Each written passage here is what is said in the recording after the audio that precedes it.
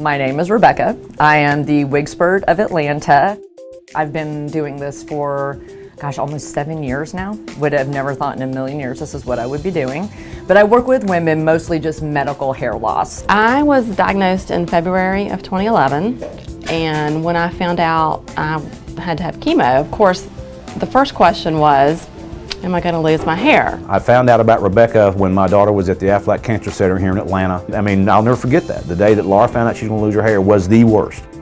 So my oncologist gave me a list of providers for where I could go and get some new hair. There was a whole list. Of course, the hospital was on there, traditional wig stores, and then Rebecca's place. And this is a regular hair salon. It just wasn't part of my head. Most of my clientele is chemotherapy. They usually come very guarded. You know, nobody comes in because they want to meet me. No one wants to buy a wig. What I do is basically take them from start to finish. Rebecca prepared me for it. She told me exactly what's going to happen. She's like, you're going to get your first treatment. So many days later, your hair is going to start shedding, and then it's going to clump, and then it's just going to, you're going to try to brush it, and it's just going to come out. Everything that happened is what she told me. She totally had it right. The goal is to just make it look as natural as you can possibly get it. And when I put one on somebody and they're like, oh my God, look at it, I can't even.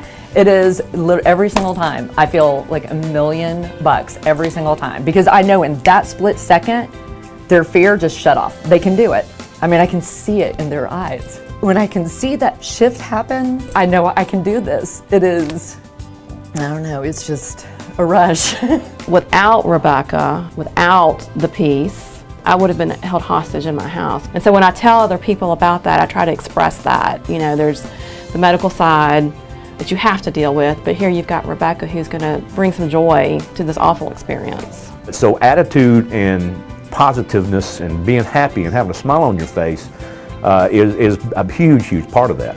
And it went from being a crisis to being this is a beauty. It's almost like a makeover kind of thing.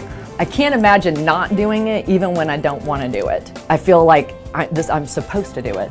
I don't know how a woman can come and sit down in my chair and I can say, you know, so tell me a little bit about what's brought you here today. Well, I was diagnosed with breast cancer about 3 weeks ago, and I can somehow roll with that, and I don't know how. And by the time they're leaving, we're laughing and hugging, and it's awesome. I love my job because it makes me feel worthy. It gives me a purpose greater than who Rebecca is on my own.